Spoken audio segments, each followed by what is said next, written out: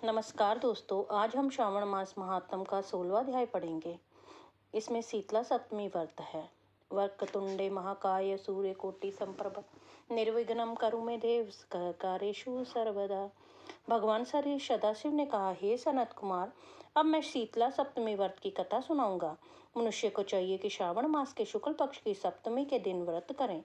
पहले दीवार पर बावली संकित करके बाद में उसमें अशरीर संज्ञक दिव्य स्वरूपधारी 7 जल देवता अंकित करें।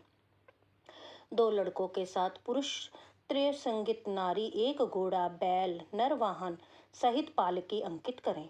16 उपचार द्वारा जल देवी की अर्चन कर ककड़ी, दही और भात का नैवेद्य समर्पित करें। नैवेद्य पदार्थ को ब्राह्मणों को देना चाहिए। इस प्रकार 7 वर्ष तक व्रत करके प्रति वर्ष 7 सौभाग्यवतियों को भोजन करवाकर उद्यापन करवाना चाहिए। एक सोने के पात्र में 7 जल देवों की प्रतिमाएं रखकर पहले दिन पहले लड़के के साथ उन प्रतिमाओं का भक्तिपूर्वक अर्चन करना चाहिए। दूसरे दिन प्रातः काल ग्रह होम सहित चरु होम करना चाहिए। जिन लोगों ने पहले इसको किया था और उन लोगों को जो फल मिला, अब मैं उसके संबंध में तुम्हें बतलाऊंगा। ध्यान पूर्वक सुनो। सौराष्ट्र देश में शोभन नाम का एक नगर था। उसमें एक धार्मिक विचारों वाला धनी रहता था। उसने निर्जल तथा विजन वन में एक बावली खुदवाई। उसमें जाने के लिए बहुत सा धन व्यय करके पशुओं को उतरने के लिए तथा प्यासे यात्रियों के जल पाया नार्थ कीमती पत्थरों की सीढ़ियां बनवाई, जो कि टिकाऊ भी थी और मजबूत भी थी। थके मांदे पथिकों के लिए उसने बावली के साथ एक बड़ा बगीचा भी लगवाया। मगर हुआ ये कि उस बावली में एक बूंद भी पानी ना मिला। धनी ने दुखी होकर कहा, मेरे धन भी व्यर्थ गया और परिश्रम भी निष्फल गया। वह इन विचारों से ग्रस्त रात को उसी बावली के पास सो गया। रात को स्वप्न में जल देवों ने आकर कहा, हे धनद, हमसे तुम जल निकालने का उपाय सुनो। यदि तुम हमारे निमित्त अपने पौत्र की सादर बलि दो तो ये बावली उसी समय जल से भर जाएगी। धनिक ये स्वप्न देखकर अपने घर आया और उसने अपने धर्म में तत्पर पुत्र द्रविड़ से अपने स्वप्न का सारा हाल कहा। उसके पुत्र ने स्वप्न की सारी बात सुनकर धनद से कहा, पिताजी, मेरे तथा मेरे पुत्र के भी आप जन्मदाता हैं। इसके अलावा ये धर्म काम है, इसमें भला सोचने की क्या बात है। वास्तव में धर्म तो स्थायी है और पुत्र आदि सब नाशवान है। अल्प मूल्य से किसी बड़ी वस्तु की प्राप्ति एक कठिन कार्य है। मेरे शीतांशु तथा चंडाशु 2 लड़के हैं। आप बिना किसी सोच विचार के मेरे बड़े लड़के शीतांशु की बलि दे दीजिए।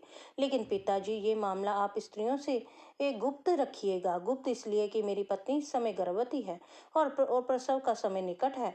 वे अपने मायके जाने वाली है। उसके साथ मेरा छोटा लड़का भी जाएगा और उसके जाने के बाद ये काम निर्विघ्न संपन्न हो जाएगा। दादा ने पुत्र की बात सुनकर कहा, हे पुत्र, तुम धन्य हो और चूंकि तुम मेरे लड़के हो इसलिए मैं भी धन्य हूँ। मैं अपने को पुत्र वाला मानता हूँ। इसी बीच उसकी पत्नी सुशीला को उसके मायके से बुलावा आ गया और वह अपने मायके जाने के लिए तैयारी करने लगी। तभी द्रविड़ ने अपनी पत्नी से कहा, ये बड़ा लड़का यहाँ मेरे साथ पास रहेगा तथा छोटा लड़का तुम्हारे साथ जाएगा। सुशीला ने अपने पति के आदेशानुसार वह अपने बड़े लड़के को तो अपने पति के साथ छोड़ दिया और छोटे लड़के को साथ लेकर अपने मायके को रवाना हो गई। उसके जाने के बाद पिता और पुत्र दोनों ने मिलकर सिंताशु को तेल मलकर भली भांति स्नान करवाया और कीमती कपड़ों तथा बहुमूल्य रत्नों के साथ सजाया। जब वरुण नक्षत्र पूर्वाषाढ़ा का दिन आया तो दोनों ने उसे बावली के किनारे पर ले जाकर खड़ा कर दिया और कहा, इस लड़के की बलि से जल देवता प्रसन्न हो। बस बलि देने की देरी थी कि बावली अमृत तुल्य जल से भर गई। दोनों पिता पुत्र बावली के सुधा तुल्य जल से प्रसन्न हुए, लेकिन पुत्र के नाश से दुखी होकर अपने घर को वापस लौट आए। इधर मायके में सुशीला के यहाँ तीसरा लड़का पैदा हुआ। जब लड़का 3 मास का हो गया तो वह अपने ससुराल वापस लौटी। मार्ग में जब वह उसकी बावले के पास आई तो उसे जल में परिपूर्ण देखकर चकित रह गई। उसने प्रसन्नचित्त उसमें स्नान करके कहा, मेरे शवसुर का भोग तथा धन का व्यय यथाचित सफल हुआ। उस दिन श्रावण मास के शुक्ल पक्ष की सप्तमी तिथि थी। सुशीला ने स्नान करके शीतला का शुभ व्रत करके वहीं पर ही दही तथा चावल मंगवाकर स्वादिष्ट पाक बनवाया। जल देवता का अर्चन करके दही, चावल और ककड़ी का नैवेद्य देकर वामन ब्राह्मणों को दे दिया। अपने साथ वालों के सहित आप भी दही, चावल और ककड़ी का भोजन किया। वहां से सुशीला का गांव 4 कोस पर था। जब सुशीला अपने दोनों लड़कों के साथ बावली से घर की और चली तो जलदेव वापस आपस में कहने लगे कि इसका मरा हुआ लड़का इसको वापस लौटा देना चाहिए, क्योंकि उसने बड़े प्रेम से हमारा व्रत किया है। उन्होंने सुशीला को मृतपुत्र जल से बाहर निकाल दिया और उसे विदा कर दिया। अब लड़का पालकी के पीछे माता जी कहता हुआ दौड़ा। अपने लड़की की आवाज सुनकर सुशीला ने पीछे मुड़कर के देखा। वह उसको देखकर चकित रह गई और उसको गोद में बिठाकर उसका सिर सूंघने लगी।